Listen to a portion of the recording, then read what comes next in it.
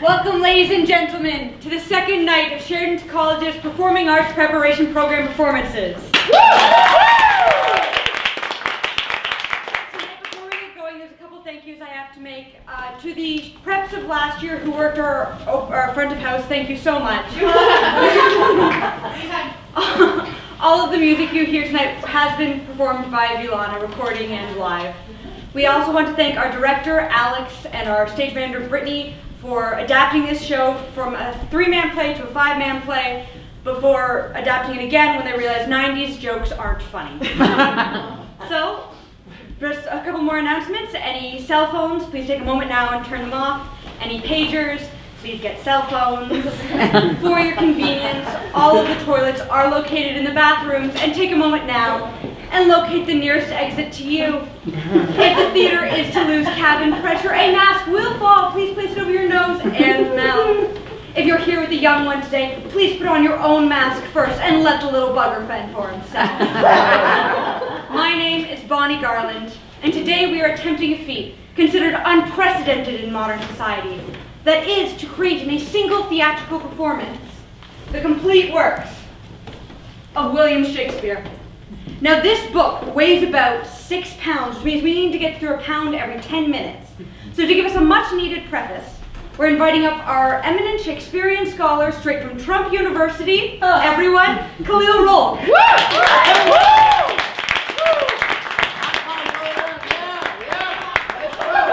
Great show, everybody. Hello, I'm Khalil Rolk, and welcome to our show. Thank you very much, Bonnie Garland. William Shakespeare, actor, playwright, poet.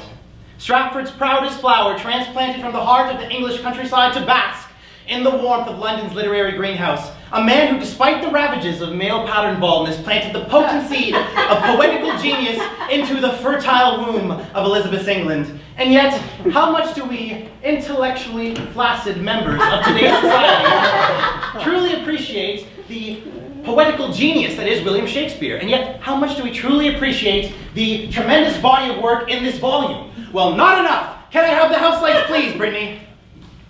Thank you. Now, you are a theater-going crowd of obviously above-average literary sensibility, and yet, if I may have a brief show of hands, how many of you have ever read or seen any play by William Shakespeare? We're screwed. Why? They know more than we do. You're an eminent Shakespearean scholar. I'm preeminent. Oh, be preeminent. Preeminent. What's the preeminence of having a bachelor's degree? All right, I will narrow it down. Hello. So, how many of you have ever read or seen All's Well That Ends Well? Oh, thank God. All right. So doesn't that separate the wheat from the chaff rather nicely? Now let's see. How many of you have ever read or seen King John? King John, anybody? You, right there. Yeah. What's it about? What King John is about? No, you can't just ask people in the audience. Oh my goodness. All right, you ladies and gentlemen, you laugh and you scoff, but that he or she among you that is free from sin. How does this one go? Live in a glass house. Live in a glass, what? Live in a glass house, exactly. Now I submit to you that our society's collective capacity to comprehend, much less attain, the genius that is William Shakespeare has been systematically compromised by computers, vandalized by video games, and annihilated by Andrew Lloyd Webber. But we descend among you on a mission from God to deliver the holy word of the bard to the masses. Can I get an amen? Amen. Thank you. I say to you, cast off the cheap thrill of the car chase for the splendor of the sonnet. Exchange the isolation of the iPod for the gentle idles of the I am. Imagine a world where manly men wear pink tights and take those first faltering steps out of the 21st century of fresh fast food frozen culture and into the future. A glorious future. A future where this book will be found in every hotel room throughout the world. This is my dream, ladies and gentlemen, and it begins here tonight. Join us on this, our literary quest to redemption. Thank you, and may the Bard be with you.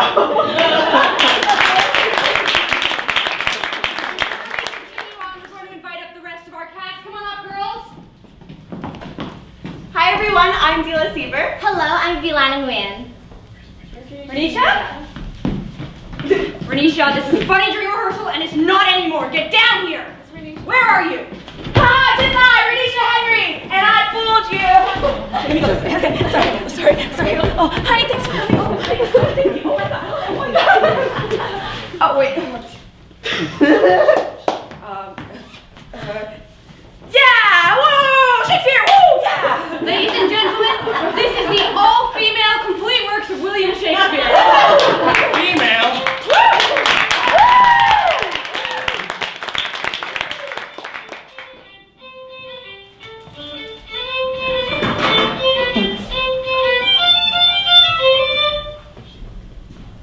All the world's a stage. All men and women merely players. They have their exits and entrances, and in one man's time must play many parts. How many parts does one man play?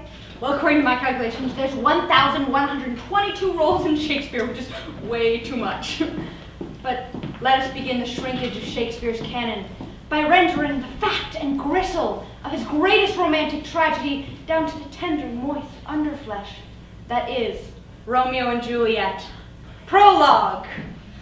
Two councils, both alike in dignity, in fair Verona where we lay our scene, from ancient grudge break to new mutiny, where civil blood makes civil hands unclean. From forth the fatal loins of these two foes, a pair of star-crossed lovers take their life, whose misadventure piteous overthrows, do with their death bury their parents' strife.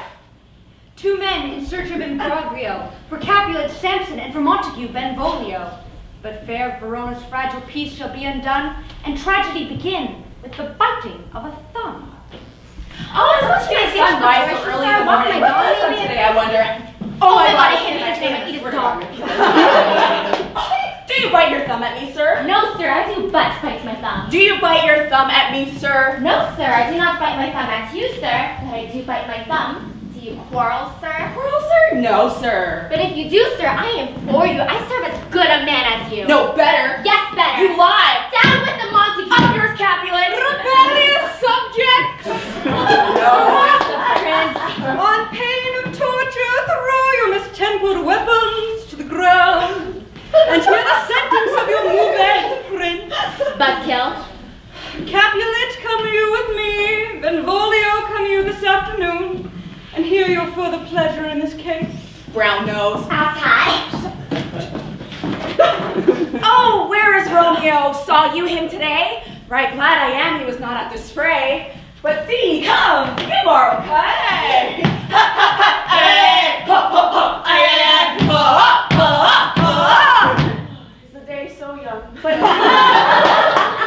news struck nigh. I mean, sad hours seem long. And what sadness lengthens Romeo's hours? Not having them, which having makes them short. In love? Out of love. Out of her favor where I am in love. Oh, such love so gentle in his view can be so rough and tyrannous in proof. Alas, that love whose view is muffled still, should without eyes see pathways to his will. Oh! Go ye to the feast of Capulets. There sups the fair Rosaline from vows so loving. With all the admired beauties in Verona, go thither and compare her face to the some that I shall show, and I shall make thee, think I swan, a crow. None fairer than my love. There's free beer. Oh, Hie we to the feast of Capulets, where Romeo shall meet his Juliet, and in a scene of timeless romance, he tries to get into Juliet's pants. Oh! She doth teach the torches to burn bright. In my heart, love till now, forswear it, for I never saw true beauty till if I were fain with my unworthiest hands, this holy shrine, this gentle pine, is this my lips, two blushing pilgrims ready stand to smooth that rough touch with a tender kiss. Good pilgrim, you do wrong your hands too much, which manly devotion shows in this, for saints have hands that pilgrims' hands do touch, and palm to palm is holy palmer's kiss. Lips and holy palmer's do. Aye, good pilgrim, lips they must use in prayer. Oh, then, dear saints, the lips do what hands do. Saints do not move no bread for prayer's sake. Then move not from a prayer that I take. And from my lips the sin that they have took. Sin from my lips, oh trespass, sweetly urged, give me my sin again. I can't kiss you. What? Your boyfriend's in the audience. So what? He'll kill me. Oh, we have to do it. Quill.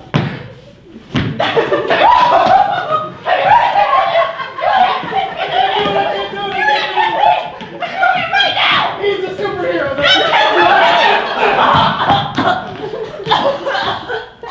You kissed by the book. What's that? Coming, mother. She a Capulet. So I fear.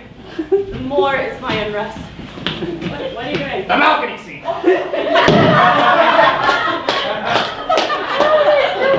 That's so good. With light beyond your window breaks.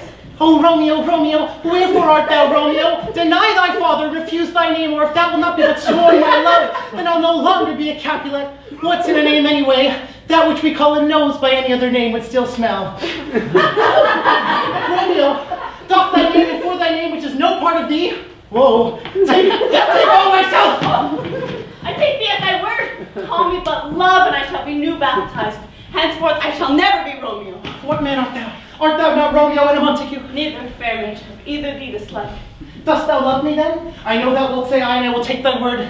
Yet if thou swearest, thou mayest prove false. Oh, Romeo, if thou dost love, pronounce it faithfully.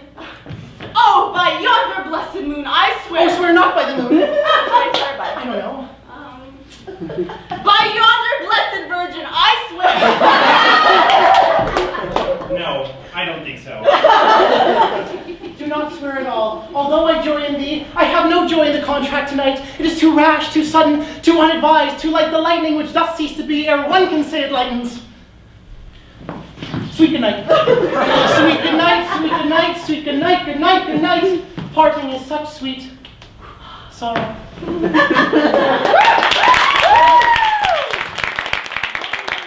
Swoon with love. By Cupid he'd been crippled. But Juliet had a loathsome coz, whose loathsome name was Tybalt. Romeo, the love I bear thee can afford no better term than this. Thou art a villain, therefore turn and draw. Tybalt, I do protest I never injured thee, but love thee better than thou canst devise. Thou wretched boy, I am for you. Ha! Ha! Ha! Ha!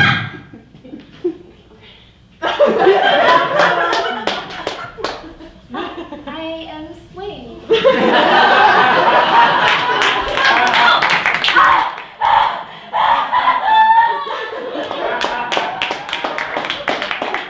Death onwards, the lovers are cursed, despite the best efforts of the friar and the nurse.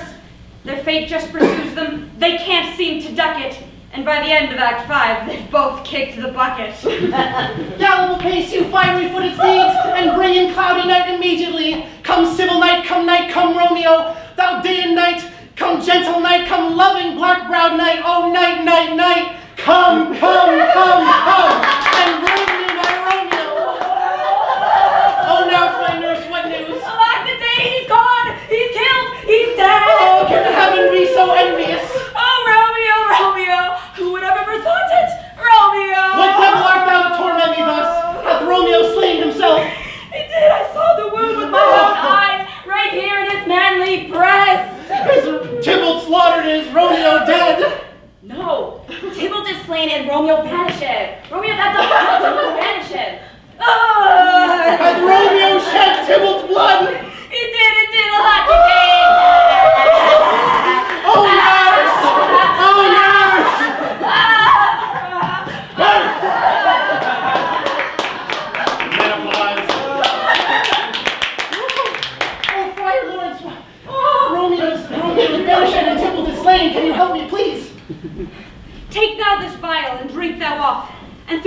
shall run a cold and drowsy humor.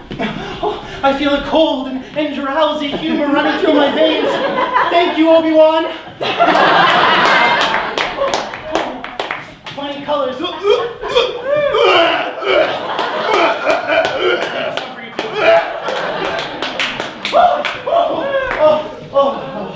Oh, I feel so much better. Oh no! My love, my wife, death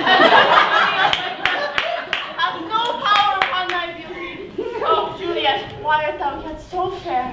I don't know. Luck, I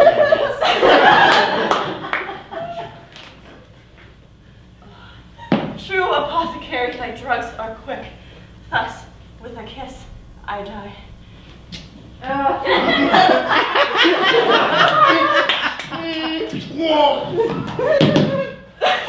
Good morning. What's this? Cup closed in my true love's hand. Poison hath been his timeless end. Oh, churl, drunk all, and left not a friendly drop for me hereafter. Then I'll be brief. Oh, happy dagger. This is thy sheet. What? This is so small. That's Romeo for you. There, rust, and let me die. Epilogue. A booming peace this morning with it brings. The sun for sorrow will not show its head. Go forth and talk more of these sad things. Some shall be pardoned and some punished. For never was there a story of more woe than this of Juliet and her Romeo. 'Cause Romeo and Juliet are dead! Thank you, Ardell! Woo!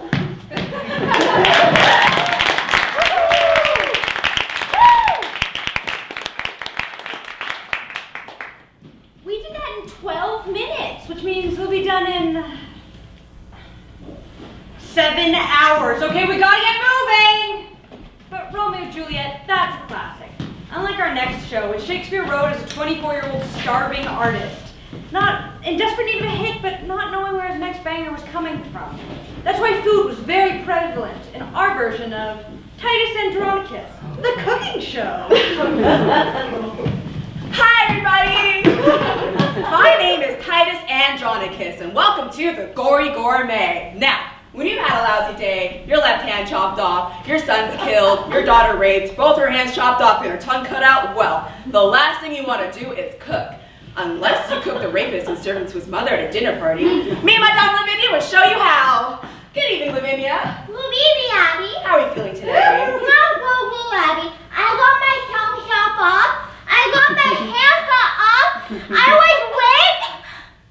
How do you think I feel? Well, it's a blizzard, but we'll get our revenge now, won't we? Now, heart villain, let me go grind your bones to dust, and of your blood in it I'll make a paste, and of the paste a coffin I will rear, and make a pasty of your shameful head. Come, Lavinia, receive the blood. Now, we're gonna want to make a nice clean incision from carotid artery to jugular vein, like so. That's really gross, Abby. Be sure to grab a big bowl, because the human body has about 4 quarts of blood in it, and when that he is dead, which should be right about now, let me go grind your bones to powder small, and with this hateful liquor temperate, and in that paste let his vile head be baked at about 350 degrees, and 40 minutes later we have the lovely human head pie, which I prepared earlier. I even chopped up some ladyfingers for dessert. Now who would be the first to try this delicious high-protein treat? Welcome, gracious lords. Welcome, dread queen. Will please you eat? Will please you feed? It's finger looking good. Right?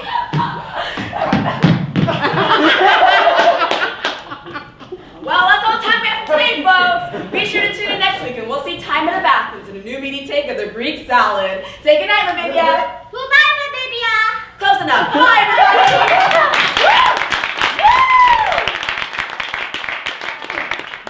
Disgusting, but inexplicably it was the biggest hit of Shakespeare's lifetime. Shakespeare, who by now was swimming in sausages, was allowed to broaden his artistic horizons. Titus Andronicus could be considered Shakespeare's Quentin Tarantino phase, in stark contrast to the dark and brooding tragedy, Othello, the Moor of Venice.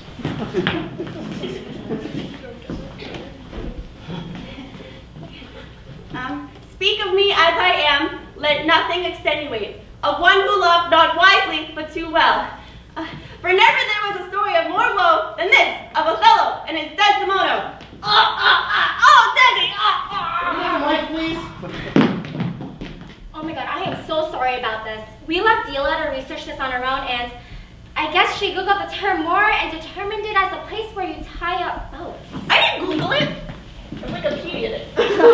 Where did you even get that anyway? I made it. What even is that? Gimp and pool toys? Milana! You can't say that. It's offensive. What? Pool toys? Gimp. You can't say gimp. Gimp is offensive. Then what am I supposed to call it? Boondoggle. It's called knowledge. She totally Wikipedia. That. So, what is a Moor anyways? Oh, I know this. I passed this 3 out of this. Go on. Okay.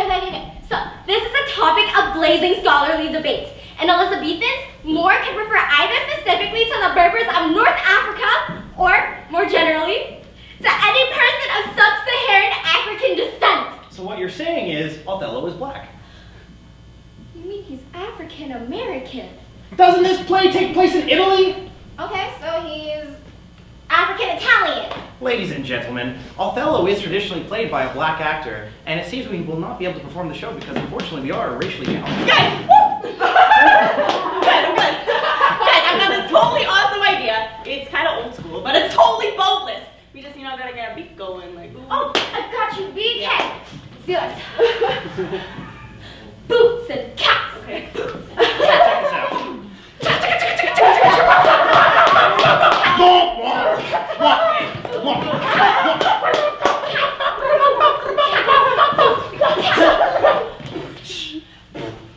No, that one's a lot better.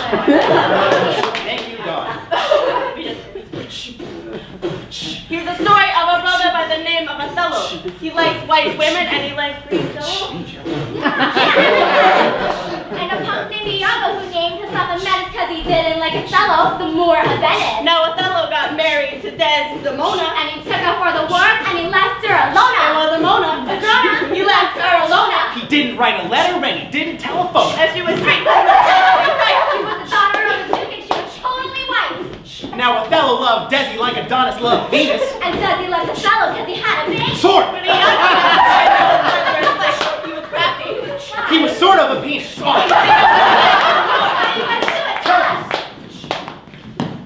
I know it's tragic flaws and he's too damn jealous. so we tried to choke somebody named Cassio. And we plant on him Desdemona's handkerchief. So Othello gets a wonder just maybe-ish while our fight command in an army. Are Desi and Cass playing hide the salami? Salami! Salami! So we come back home and shove the pillow in her face. And starts a little quiz about his disgrace. But it's Amelia at the door. Who we met in Act 4. Who say, yo homie, she weren't no hoe, she was. So why you have to go and make her face turn blue? It's true. It's you. So what you gonna do when Othello says, Sam, this is getting pretty scary. So we pulled out his blade and committed harakiri. do that funky Moor thing, my boy? Wait, guys, why didn't we just use Ganesha? Budget cuts. Guys, let's lighten up from all this heavy tragedy and move into something more fun, like the comedies. Comedies! Well, the comedies are very interesting because they're based mostly off of the Roman plays of Plautus and Terence and Ovid's hilarious Metamorphosis. But they're also partially based off of the Italian traditions of Commedia dell'arte. Now, Shakespeare was a king at adapting and borrowing plot devices. That's called plagiarism. Shakespeare didn't plagiarize, he distilled. Whatever, he's a big cheater. Hey! It takes a real genius to build 5 ideas into 16 plays. Yeah, but I always get confused. Like, what's the one with the shipwreck, the identical twins, and the big wedding at the end?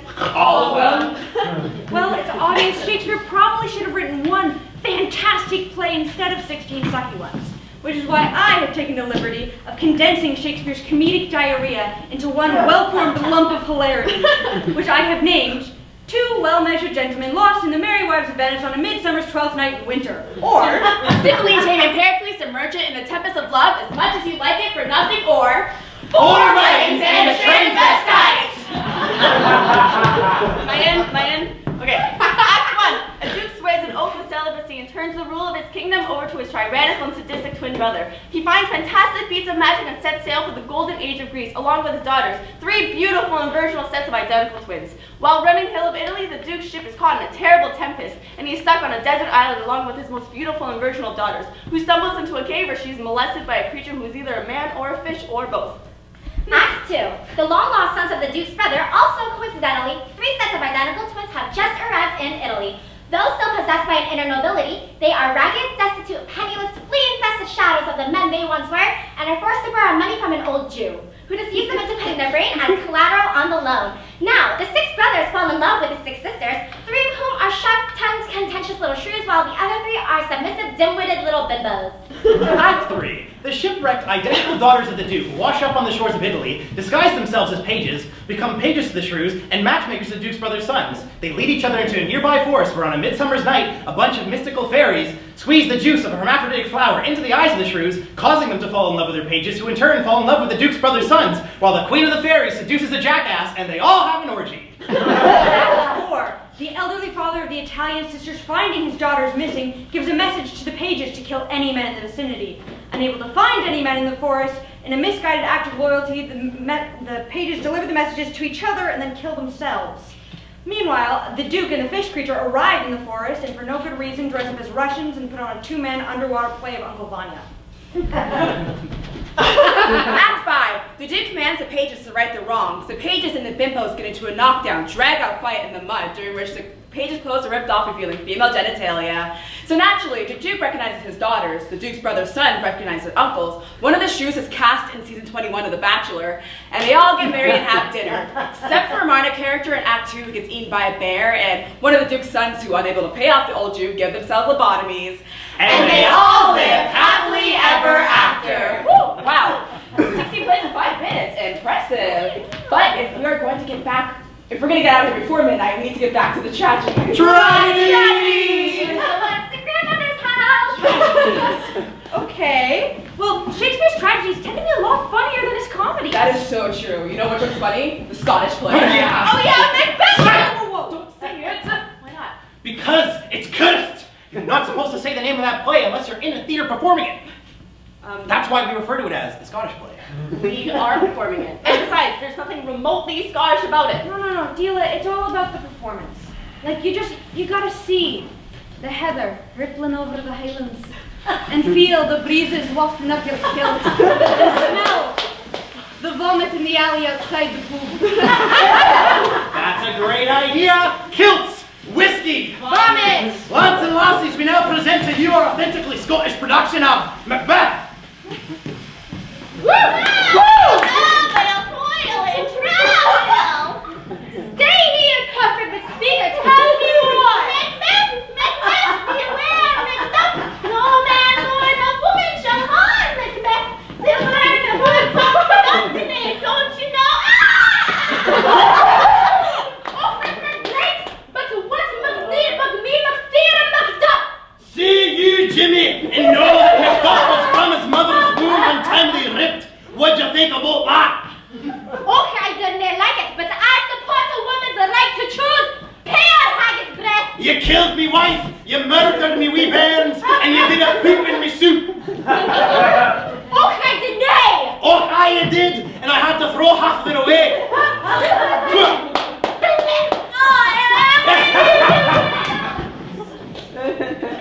Behold the accursed usurper's head. Macbeth, your horse is out the windy. And know that never was there a tale of more blood and death than this, oh Mr. and Mrs. Macbeth. Thank you. Meanwhile, in ancient Rome, Julius Caesar was a much beloved tyrant. All hail Julius Caesar. Hail, citizens! Who was warned by a soothsayer. Beware the eyes of March. But the great Julius Caesar chose to ignore the warning. What the hell are the Ides of March? The 15th of March. Why, that's today. Hey, Brute, you freaking savages! Friends, Romans, countrymen, lend me your ears. I have come to bury Caesar. So bury him. Let's go with my play, Anthony. It is an asp I see before me. Come, venomous wretch.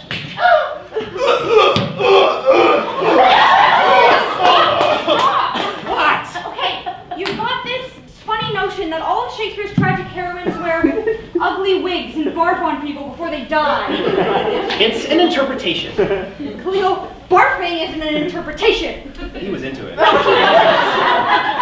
Antony and Cleopatra isn't about some gastrointestinal distress. It's an exciting trans-global thriller about the political maneuvering across ancient Mediterranean. I love Shakespeare's trans-global plays, just like that one where he predicted 21st century wireless communications. What? Two mobile kinsmen. No, Cleo. Shakespeare wrote a play called Two Noble Kinsmen. Not two mobile kinsmen. Two noble kinsmen. Guys, I'm pretty sure it was two mobile kinsmen, because the kinsmen were Bill Gates and Steve Jobs. No, two noble kinsmen is about two cousins who fall in love with the same woman. Oh, and I bet they're like texting each other like OMG, LOL, rolling on the floor laughing, sending each other the poop emoji in the dance. Well, I've never even heard of that play.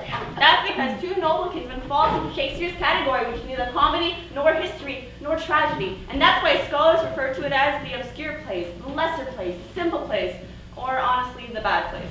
And yet, not all of Shakespeare's plays are completely without merit. In fact, one of his Troilus and Cressida is hardly crap at all. I actually discussed it in my unpublished monograph dedicated to William Shakespeare, titled I Love My Willie. Oh, you guys will love it. It's big, it's long, it's uncut, and I have just been hammering away at it for years. In fact, if you don't mind, I'd like to whip it out for you guys. No. Monograph! What else do you keep in your pants? See sandwiches, do you want? Oh, no. Oh, hey, I got this great idea. Why don't we do some interpretive dance art version of your thingy? I love performance art. It's so pretentious. No. I was hoping we can go with a more straightforward scholarly approach. No, let's do my version. Get the props. Okay. Hi. Troilus and Cressida was written in 1603 and published in the contract in 1604. So this version is some 166 lines longer than the version written in 1645, which is some 166. Ladies and gentlemen, my monograph has nothing to do with Star Wars. Did your monograph something to do with what? Plot? I cover the plot. It's right here on the footnote of page 29. Okay, Troilus, youngest son of Priam. I got this.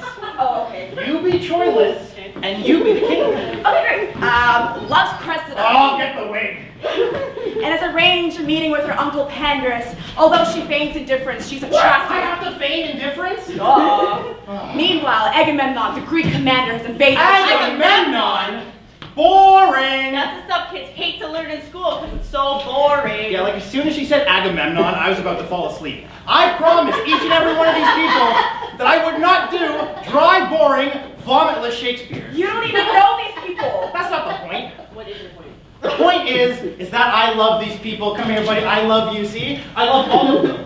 Maybe not that one. But I love some of these people, and I don't want them to be turned off of Shakespeare like I was. You know, when I was a kid, I'd be sitting in the classroom looking outside the window at all these kids playing ball and thinking, why can't this Shakespeare stuff be more like sports? Sports? Yes! Sports! Sports are exciting. They're engaging. You know, take the histories, for example. All those kings knocking each other off, chasing after the throne. It's like football, except you do it with a crowd. Hey, that's actually not a bad idea, Quill. Hang on, I think I have a whistle in here somewhere. Let's see. Oh, here. Where'd it go? Okay, let him up. Let's kick some royal ass. 2354, Richard III, Henry IV. And the ball is snapped to Richard II, that well-spoken 14th century monarch. He's looking for an air downfield, fading back to pass, but there's a heavy rush from King John. Oh, the gross left 6 down. The crown is in the air, and Henry VI comes up with it. Nobody's attacking the leader by King John. King John's cutting Henry VI into 3 parts. That's gonna hurt. King John is in the clear. My soul has elbow room. He's at the 40, the 30, the 20. Oh, but he's poisoned at the 10-yard line. Replacing him now is number 72, King Lear. Regan and Goneril, I hand my kingdom. Cordelia, go long. But there's a penalty on the field. Fictional character, Lear is disqualified. Bastards. Up next is that father-son team of Prince Hal and Henry IV. Center snaps to the quarterback close to the hunchback. It looks like Richard III's limp is giving him trouble. Oh, let's take it for off. There's a pile-up on the field. Fumble! And Henry VIII comes up with it. He's at the 15, the 10. When he stops at the 5-yard line to poison his wife or choke her out. Daddy. Touchdown for the Red Rose. My, oh my, you gotta believe this is the beginning of a Tudor dynasty. Henry V, Richard III, the whole royal family is freaking out, sir. Brittany, can I get the house lights, please? Lights? Okay, cool. Okay. Can I borrow someone's program? Okay. What are you doing? I'm checking the list of plays. I think we've done them all already. Okay. Yeah, we just did all the histories. The comedies were a lump of hilarity. Romeo and Juliet we did. We did Titus Andronicus of all the blood. Yeah, we did Macbeth with the Scottish accents, we wrapped Othello, and Lear was in the game. What about Antony and Cleopatra? I vomited on that handsome young fellow over there. Okay. Timon of Athens, Renisha mentioned. Coriolanus? No. What's wrong with Coriolanus? Okay, so we'll skip the anus play. What's that? Oh, hey, Alexandra Fiallos, director of the complete works of Wait, we had a director. Born in Ottawa. What's Ottawa? Is that like Atlantis? I think so, Oh, yeah. yeah, like that. Turn the page, come on. Oh. Hamlet! Oh my god. Wait a second. Shakespeare didn't write Hamlet. I'm sure he did. What's it about? Oh, it's about this prince struggling with his consciousness after his uncle murders his father. Dude, that's the Lion King. Well, ladies and gentlemen, 36 plays down, 1 play to go. Possibly the greatest play ever written, not just in Shakespeare's lifetime. I'm sorry. I just can't, I can't do it. I'm just not up for it right now. What do you mean it's the last one? After the football game, I was left emotionally and physically drained. And I just don't think I can do it justice. We don't have to do it justice, we just have to do it. I don't want to do it. Our show is called The All-Female Complete Works of William Shakespeare. And why don't we call it the all-female complete works of William Shakespeare, except Hamlet? That is the most ridiculous thing I've heard. And calling it the all-female complete works of William Shakespeare with me in it isn't ridiculous. You can talk in a higher voice than I can.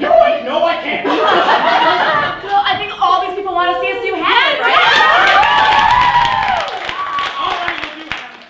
Thank you. As an all-female group, you guys can do it. I'm gonna sit here with the audience.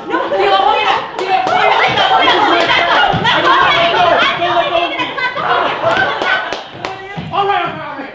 No, Cleo Road, ladies and gentlemen, come here. Really? Woo! We're gonna do Hamlet, everybody. H-E-L-M-E-T. H-E-L-M-E-T. What does that spell? Helmet. I gotta get my What did you do? I told him that if he did Hamlet, I would take him to a Jays game. Will you? No. All right, 36 plays down, 1 more to go. Brittany, can you set the scene for what may be the greatest play to ever be written in the English language? Oh, cool. Hamlet. The tragedy of the Prince of Denmark. The place? Denmark. The battlements of Elsinore Castle. Midnight. 2 guards enter.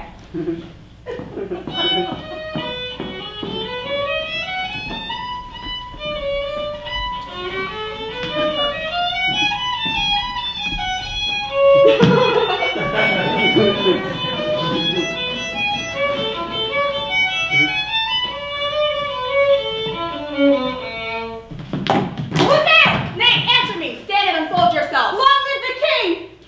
Bernardo? Oh, hey! Just strip well, get thee to bed, Horatio. Horatio. Much thanks. Good night. Peace, break me off.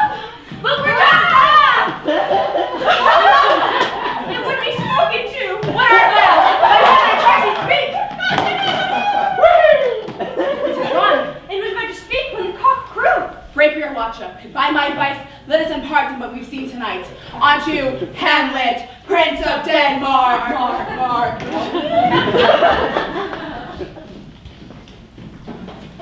Oh, that this too solid flesh would melt, thaw and resolve into a dew. That it should come to this. 2 months dead. So loving to my mother. Frailty, thy name is woman. Married to mine uncle, my father's brother. The funeral did bake meats that coldly furnish forth thy marriage tables. My lord! Hey, Horatio. Oh, sorry. Hey! Ha ha ha! Ha ha ha ha! Alright. Methinks I see my father. Where, my lord?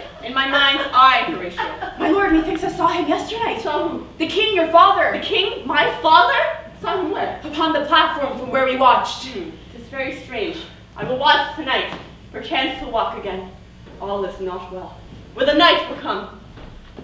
Ooh. The air bites shrewdly. It's very cold. Oh! Oh, my lord, look! It comes! Angels and ministers of grace defend us!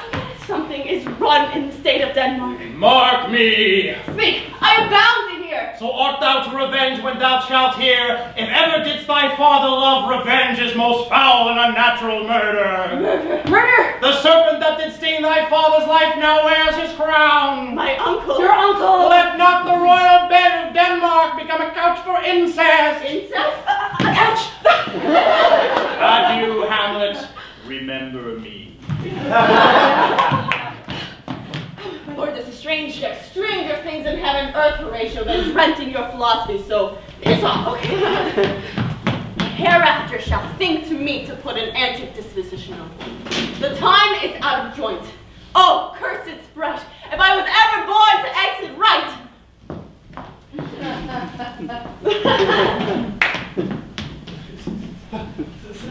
Neither a borrower nor a lender be.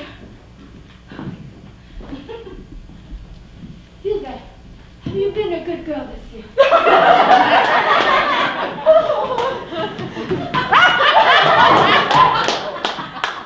How now, Ophelia? What's the matter? My lord, as I was sewing in my closet, Lord Hamlet with his doublet all unbraced, no hat upon his head, pale as his shirt, his knees knocking each other, and a look on his face so piteous in purport, as if he had been loosed out of hell to speak of horrors, he comes before me. Mad for thy love? I know not. Why, this is the very ecstasy of love. I know the cause of Hamlet's lunacy. Since brevity is the soul of wit, I will be brief.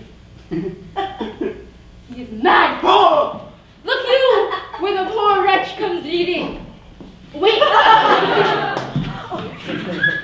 How does my good Lord Hamlet? Well, God of mercy. Do you remember me, my lord? Excellent, well, you're a fishmonger!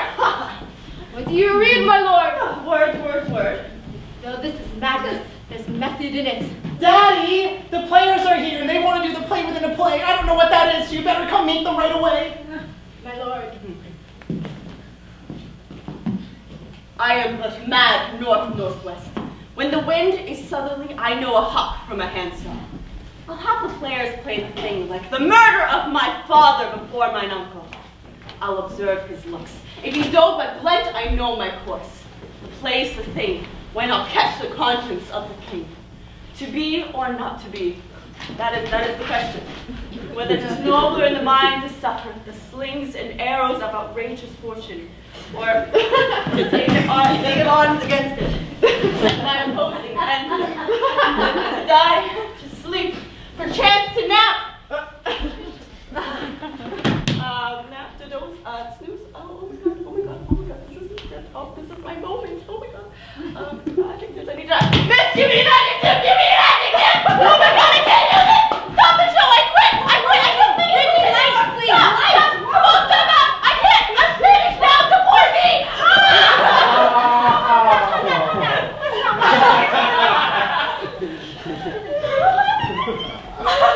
They weren't laughing at you, they were laughing adjacent to you. You didn't even give me an adjective! The girl in the hat? Yeah, that one right there. She's on drugs. She's on drugs. What did you get? Sorry? 20. Sorry, guys. Looks like we're gonna have to skip the to be or not to be monologue. Skip it? It's the most famous monologue ever.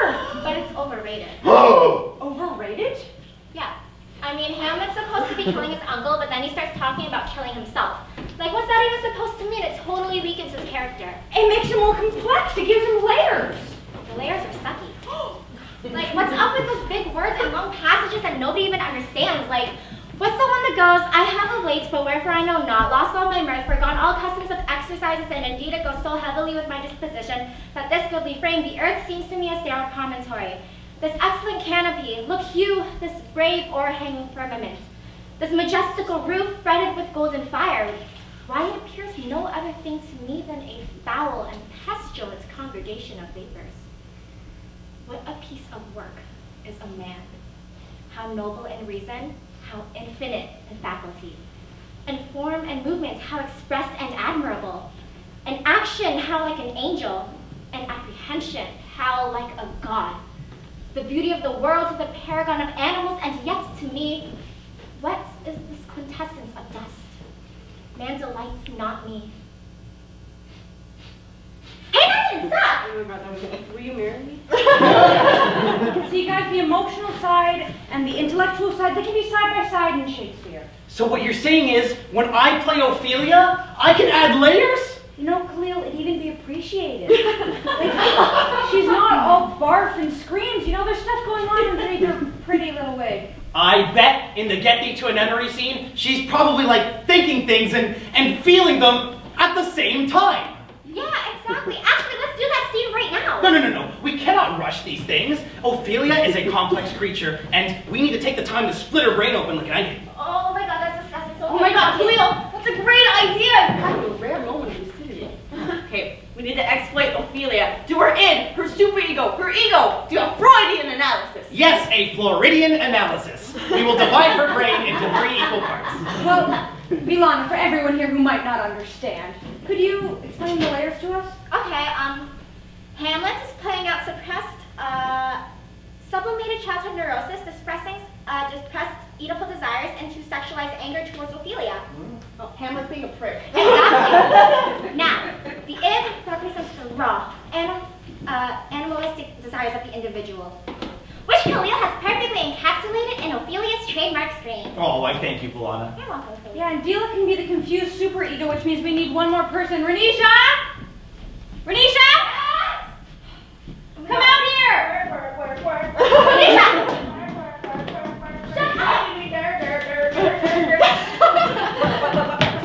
Okay, you are going to play the parts around. You're going to play the part of Ophelia's ego. Right now it's flighty. It's confused. It's an ego on the run.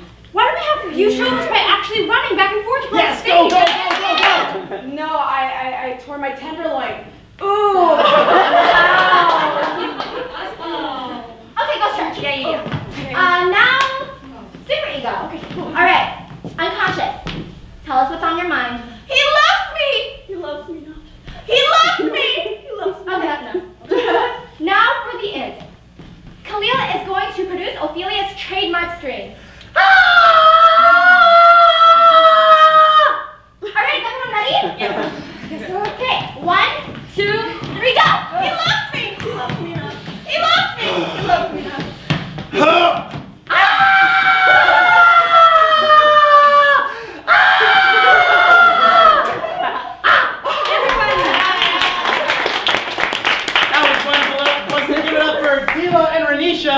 Oh, we shared a tender moment there, but we have to get back to the show. Where were we? Hamlet, Act 3, Scene 2, the pivotal play within a play scene where Hamlet finds out who murdered his father. Speak the speech trippingly on the tongue as I pronounce it. Suit the action to the word to the action, and hold as to a mirror up to nature. Will my lord like to see the play? Aye, and to the king present thee. Now how does my cousin Hamlet and my son? Less than kin and more than kind. These words are not mine. My lord, take a seat. Very well. Move your legs, buddy. Can't which the park is. We're on a run. My lord, the Royal Theatre of Denmark is proud to present the murder of Gonzaga. Yeah, a puppet show. I love them wacky puppets. Woohoo! Act 1.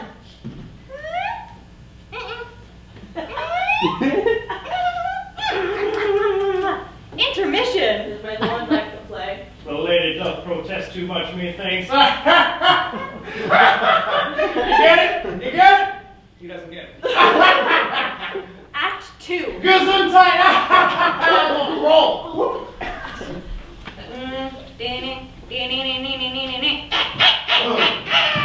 The king rises! Give over the play! Lights away! I'll take the ghost's words for £1,000! My lord, the queen would like to speak to you in her closet. Then I will go to my mother's closet. Behind her ass, I'll convey myself to hear the process.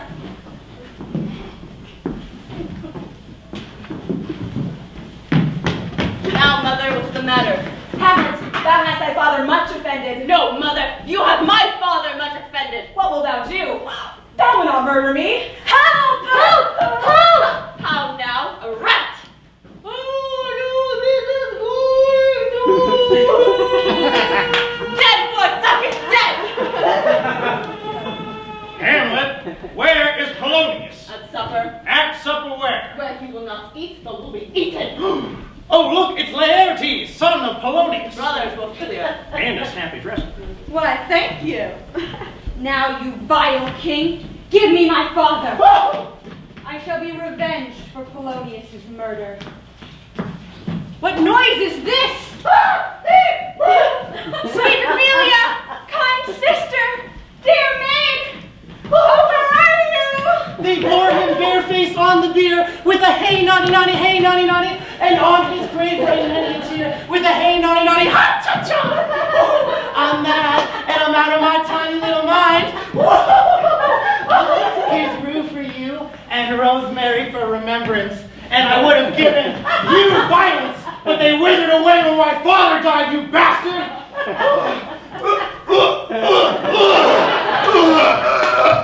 And Hamlet came back. All right, what's the next scene with Ophelia? What? What's the next scene with Ophelia? There are no more scenes with Ophelia, and Hamlet comes back. But I have layers now. That's all he wrote. Then what happens? She drowned. What? Oh. And Hamlet comes back, and once within thy mercy shall Here I go. I'm drowning. Ophelia, ladies and gentlemen.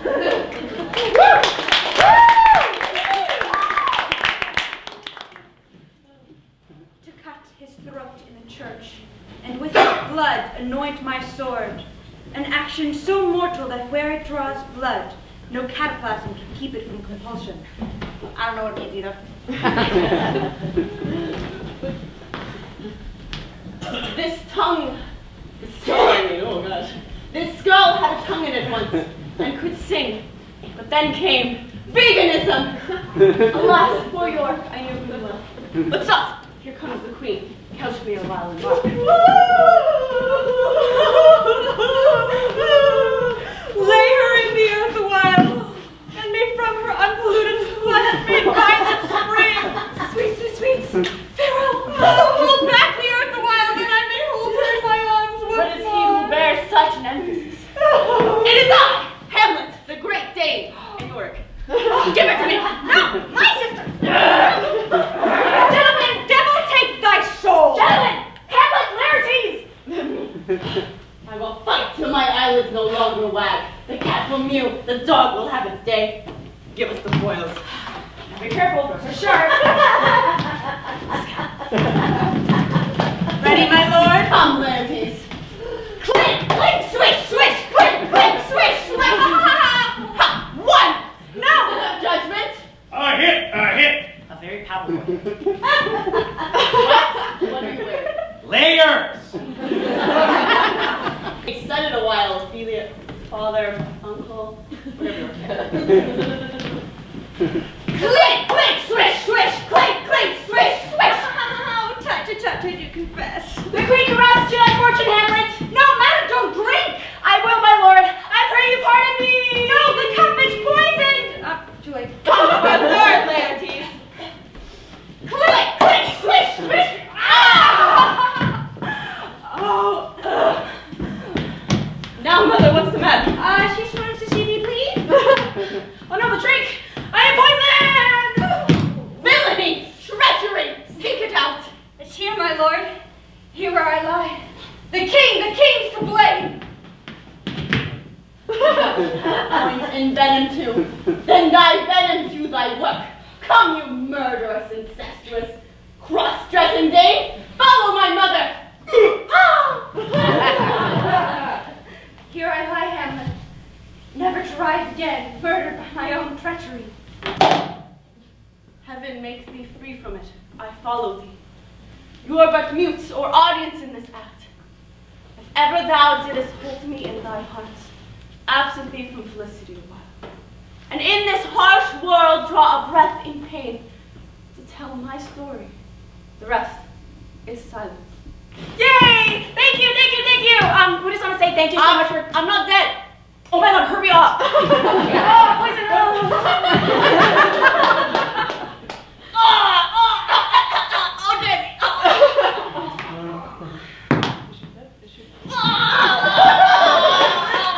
Overactor. Okay, now I'm dead. Okay, yay!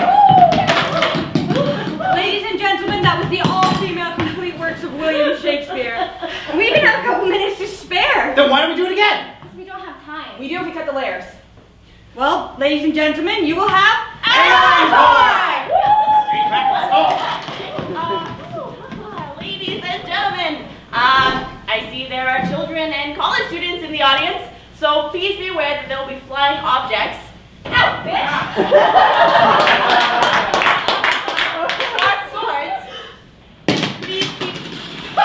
And please keep in mind that we are trained professionals. Do not try this at home. Yeah. Do this at your grandparents' house. In a condominium.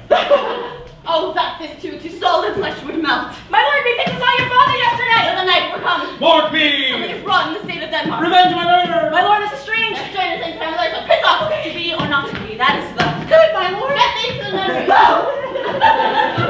Speak the speech trippingly on the tongue. Give over the play! I'll take the ghost words for 1,000 pounds. Now, mother, what's the matter? What would that do? That would murder me! Help! Help! Help! Dead, for get dead. Where is Polonius? At supper. Where? Dead. Oh! Oh, Spinophilia! Alas, for York. Stop, here comes the queen. Oh, lay her in the earth a while. Space, farewell!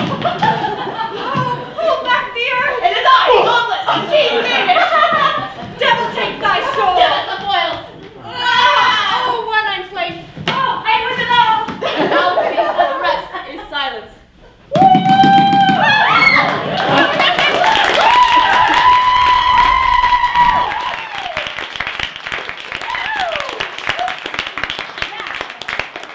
And we've got 37 seconds. Let's do it backwards. Oh, my poison! Spinophilia! The layers are sucky! Revenge, my murderer! Kiss the nap. What? Thank you, ladies and gentlemen. This was the all-female complete works of William Shakespeare, double abridged. If you enjoyed the show, please tell both of your friends. And if you didn't, this was Georgia, a new musical. I'm Yolanda Wynn! I'm Renisha Henry. I'm Bonnie Garland. I'm Dila Sieber. And I'm Khalil Rolk, and I'm definitely not. May the Lord be with you.